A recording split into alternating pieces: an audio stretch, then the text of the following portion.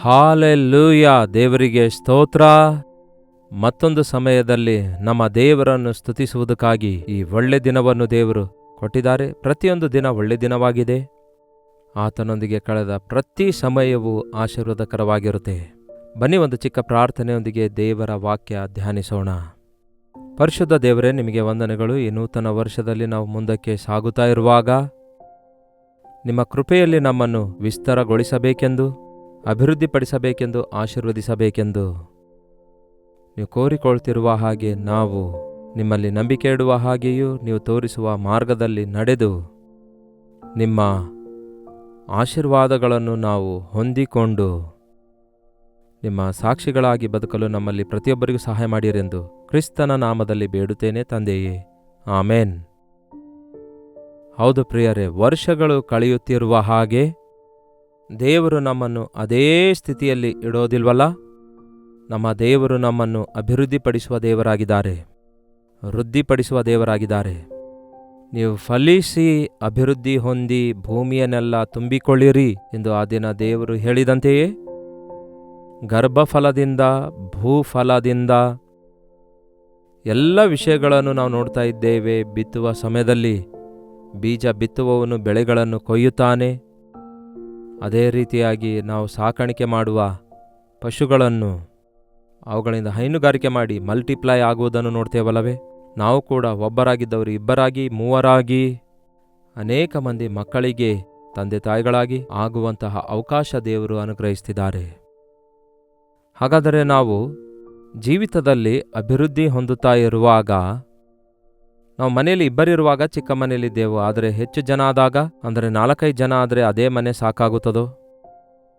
ನೋಡಿ ಪ್ರಿಯರೇ, ಇನ್ನೂ ಬೆಳೆಯುತ್ತಾ ಇರುವಾಗ, ಚಿಕ್ಕ ಮಕ್ಕಳಾಗಿ ಬೆಳೆಯುತ್ತಿರುವಾಗ ಸ್ಥಳ ಸಾಕಾಗ್ಬೋದು. ಆ ಮಕ್ಕಳು ಬೆಳೆದು ದೊಡ್ಡವರಾದಾಗ ಮತ್ತಷ್ಟು ವಿಶಾಲವಾದ ಮನೆ ಬೇಕಾಗ್ತದಲ್ಲವೋ? ಹಾಗೆಯೇ ದೇವರು ನಮ್ಮನ್ನು ಅಭಿವೃದ್ಧಿಪಡಿಸುತ್ತಿರುವಾಗ ನಮ್ಮ ಮನೆಯ ವಿಷಯದಲ್ಲಿ, ನಮ್ಮ ಸಂಪಾದನೆಯ ವಿಷಯದಲ್ಲಿ, ನಮ್ಮ ಆದಾಯದ ವಿಷಯದಲ್ಲಿ, ನಮ್ಮ ಆರೋಗ್ಯದ ವಿಷಯದಲ್ಲಿ ನಮಗೆ ಅಭಿವೃದ್ಧಿಯನ್ನು ದೇವರು ಉಂಟು ಮಾಡಲು ಬಯಸುತ್ತಾ ಇದ್ದಾರೆ. ಹಾಗಾದರೆ ಈ ಹೊಸ ವರ್ಷದಲ್ಲಿ ನಿಮಗೋಸ್ಕರ ದೇವರು ದೊಡ್ಡ ಆಲೋಚನೆಯುಳ್ಳವರಾಗಿದ್ದಾರೆ. ಆತನು ಈ ವರ್ಷ ನಿಮ್ಮನ್ನು ವಿಶಾಲಗೊಳಿಸಲು ಬಯಸುತ್ತಾನೆ, ವೃದ್ಧಿಗೊಳಿಸಬೇಕೆಂದು ಆಶಿಸುತ್ತಾನೆ. ಹೌದು ಪ್ರಿಯರೇ, ನಮ್ಮ ದೇವರು ನಮ್ಮನ್ನು ವೃದ್ಧಿಗೊಳಿಸುವ ದೇವರಾಗಿದ್ದಾರೆ ಹೊರತು ಅಡಗಿಸಿ ಬಿಡುವ ದೇವರಲ್ಲ, ಕುಗ್ಗಿಸಿ ಬಿಡುವ ದೇವರಲ್ಲ. ನಮ್ಮನ್ನು ಬತ್ತಿ ಹೋಗುವಂತೆ ಮಾಡುವ ಆತನು ಅಲ್ಲವೇ ಅಲ್ಲ, ಚಿಗುರಿಸುವಂತೆಯೂ ಫಲಿಸುವಂತೆಯೂ ಮಾಡುವ ಆತನಾಗಿದ್ದಾನೆ.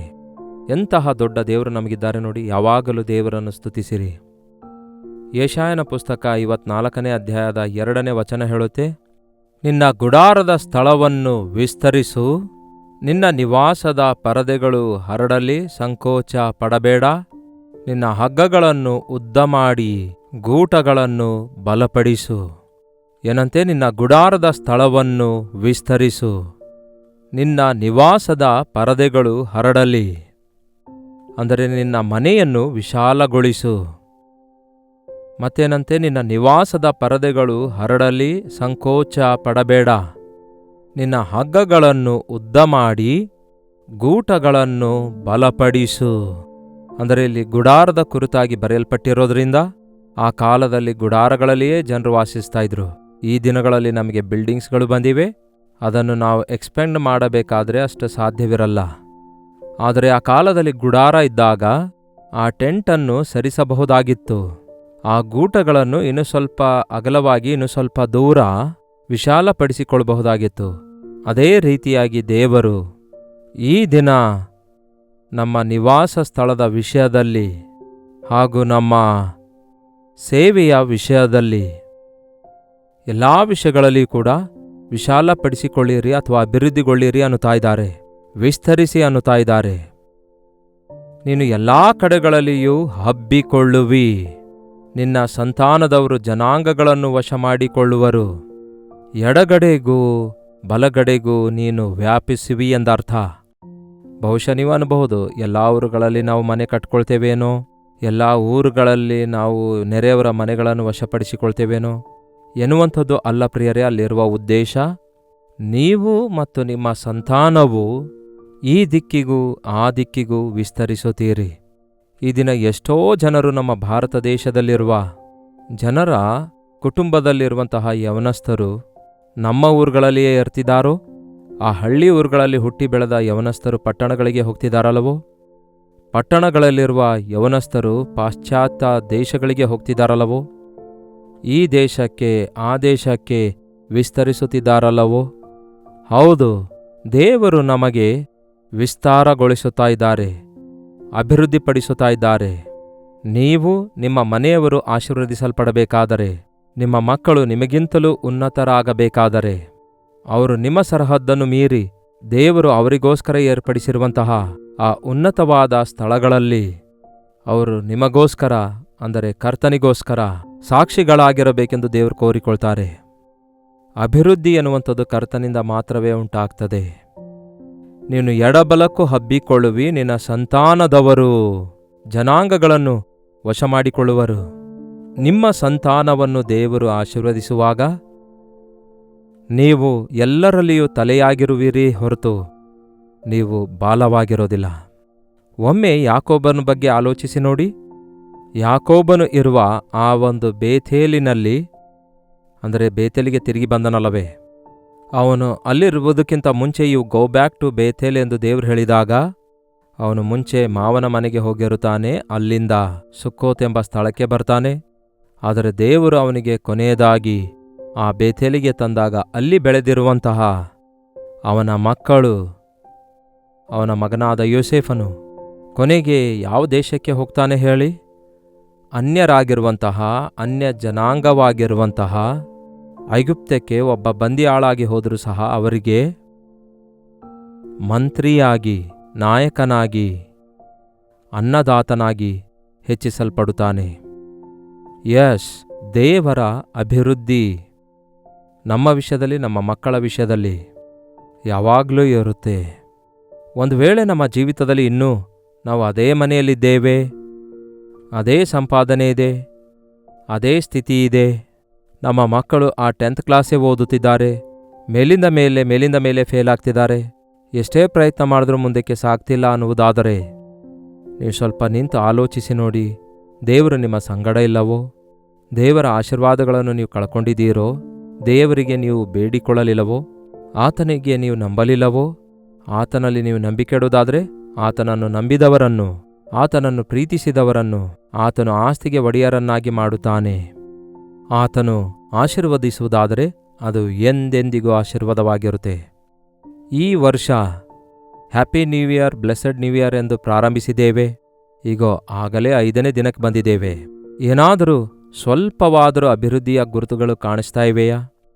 ಏನಾದರೂ ವ್ಯತ್ಯಾಸ ಕಾಣಿಸ್ತಾ ಇದೆಯಾ? ಮುಂಚೆ ಇರುವ ಬಾಧೆಗಳಿಂದ ಮುಕ್ತಿ ಉಂಟಾಗಿದೆಯಾ? ನಿಮ್ಮ ಸಂಪಾದನೆಯ ವಿಷಯದಲ್ಲಿ ಅಭಿವೃದ್ಧಿಯನ್ನು ಕಾಣುತ್ತಾ ಇದ್ದೀರಾ?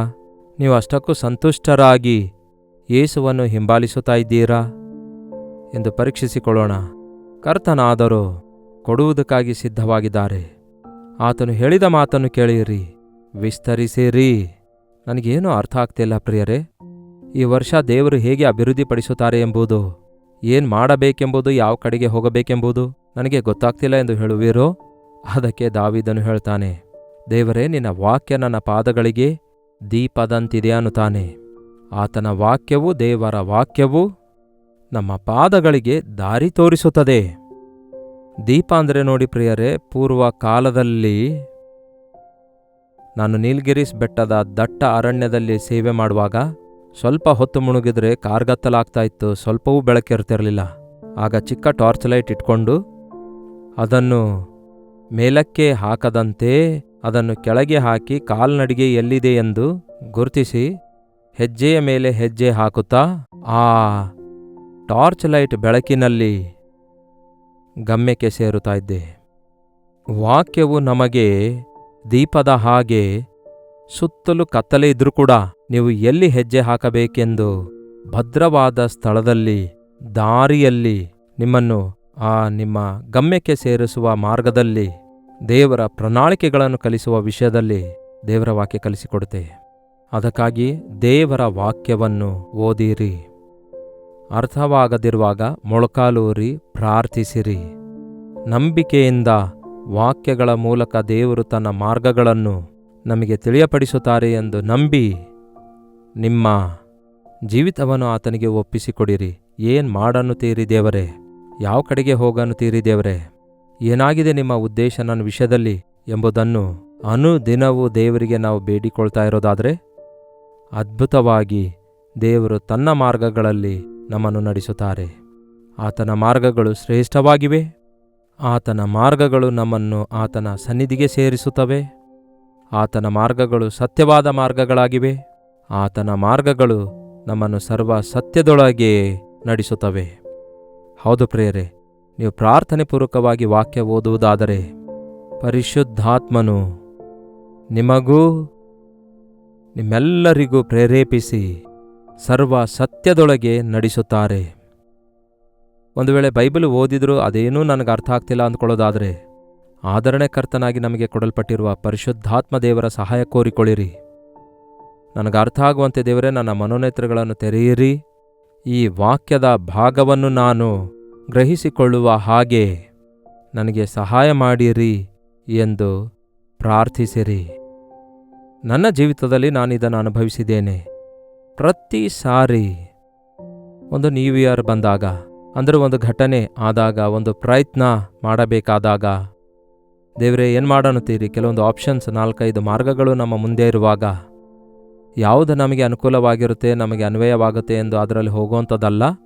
ಆದರೆ ದೇವರೇ ನಿಮ್ಮ ಮಾರ್ಗ ಯಾವುದೆಂದು ತಿಳಿಯಪಡಿಸಿರಿ ಎಂದು ಪ್ರಾರ್ಥಿಸುವುದಾದರೆ ಖಚಿತವಾಗಿಯೂ ಆತನ ವಾಕ್ಯದ ಮುಖಾಂತರ ಆತನ ಚಿತ್ತವನ್ನು, ಆತನ ಮಾರ್ಗವನ್ನು ಸ್ಪಷ್ಟವಾಗಿ ನಮಗೆ ಬಯಲಾಗುವಂಥದ್ದು ನಾನು ಎಷ್ಟೋ ಸಾರಿ ಅನುಭವಪೂರ್ವಕವಾಗಿ ತಿಳ್ಕೊಂಡಿದ್ದೇನೆ. ಈ ನೂತನ ವರ್ಷದಲ್ಲಿ ನೀವು ಮತ್ತೆ ಹಳೆಯ ಮಾರ್ಗಗಳಲ್ಲಿ ಹೋಗುವ ಅಗತ್ಯವಿಲ್ಲ. ಹಳೆಯ ಸ್ಥಿತಿಯಲ್ಲಿಯೇ ಇರಬೇಕಾಗಿಲ್ಲ. ಇದ್ದ ಸ್ಥಿತಿಯಲ್ಲೇ ಬಿದ್ದು ಕೊರಗಬೇಕಾಗಿಲ್ಲ. ವಿಶಾಲಗೊಳ್ಳಿರಿ, ವಿಸ್ತರಿಸಿರಿ, ವ್ಯಾಪಿಸಿರಿ, ಅಭಿವೃದ್ಧಿ ಹೊಂದಿರಿ, ಆಶೀರ್ವದಿಸಲ್ಪಡಿಯಿರಿ ಎಂದು ಕರ್ತನು ನಮಗೆ ವಾಗ್ದಾನ ಮಾಡ್ತಿದ್ದಾರೆ. ಆತನ ಮಾತನ್ನು ನಂಬುವುದಾದರೆ, ಆತನ ವಾಗ್ದಾನಗಳನ್ನು ಹಿಡ್ಕೊಂಡು ಪ್ರಾರ್ಥಿಸುವುದಾದರೆ, ಆತನ ವಾಕ್ಯದ ಬೆಳಕಿನಲ್ಲಿ ನಾವು ಆತನ ಚಿತ್ತ ಏನೆಂದು ಅರಿತುಕೊಳ್ಳಬಲ್ಲೆವು. ನಿಮ್ಮ ವೈಯಕ್ತಿಕ ಜೀವಿತದಲ್ಲಿ ಒಂದು ವೇಳೆ ಈ ನೂತನ ವರ್ಷದ ಇಲ್ಲಿಯವರೆಗೂ ನೀವು ಒಂದು ಬ್ರೇಕ್ ಥ್ರೂ ಕಾಣದೇ ಇದ್ದಿರಬಹುದು. ಇನ್ನೂ ಅದೇ ಹಳೆಯ ಸ್ಥಿತಿಯಲ್ಲಿಯೇ ಇದ್ದೀರೇನೋ? ಗಮನ ಕೊಟ್ಕೇಳಿರಿ, ಮೊಳ್ಕಾಲೂರಿ ಪ್ರಿಯರೇ. ದೇವರೇ, ನನ್ನ ವಿಷಯದಲ್ಲಿ ನಿಮ್ಮ ಉದ್ದೇಶಗಳು ಈ ನೂತನ ವರ್ಷಕ್ಕಾಗಿ ಏನಾಗಿವೆ ಎಂದು ಪ್ರಾರ್ಥಿಸಿ ನೋಡಿರಿ. ದೇವರ ವಾಕ್ಯವನ್ನು ಪಠಿಸಿ ನೋಡಿರಿ.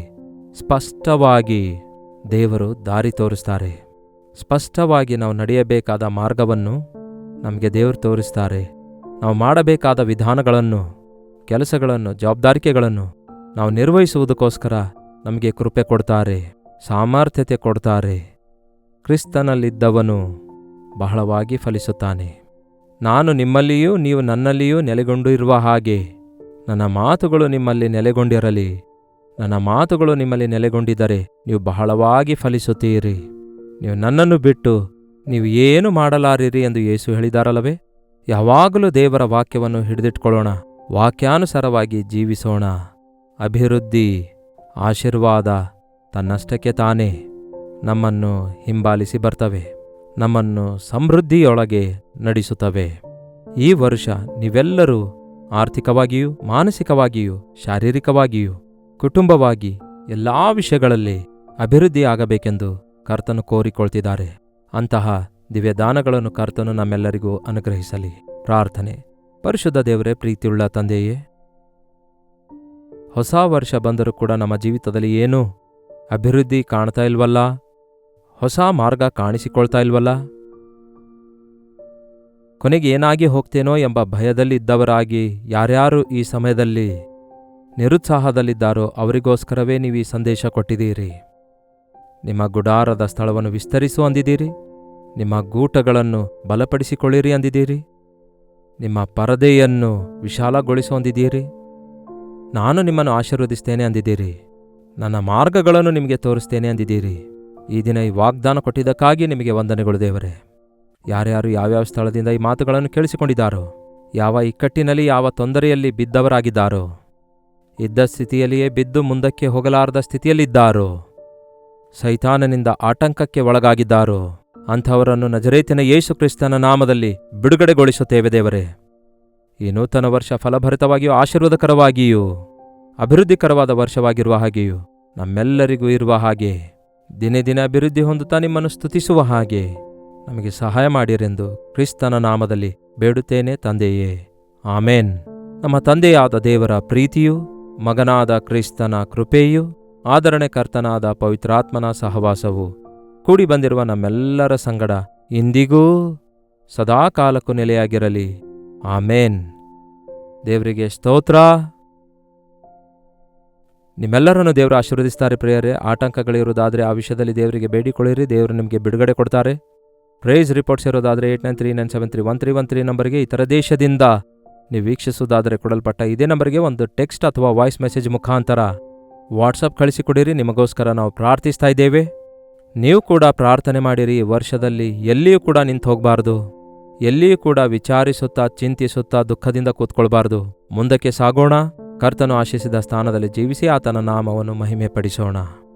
ಕರ್ತನ ಚಿತ್ತವಿರುವುದಾದರೆ ಮತ್ತೆ ನಾಳೆ ಇದೇ ಅನುದಿನದ ಧ್ಯಾನ ಎಂಬ ಕಾರ್ಯಕ್ರಮದಲ್ಲಿ ಮತ್ತೊಮ್ಮೆ ಭೇಟಿಯಾಗೋಣ. ಅಲ್ಲಿವರೆಗೂ ದೇವರ ಮಹಾಕೃಪೆ ನಿಮ್ಮೆಲ್ಲರೊಂದಿಗಿರಲಿ.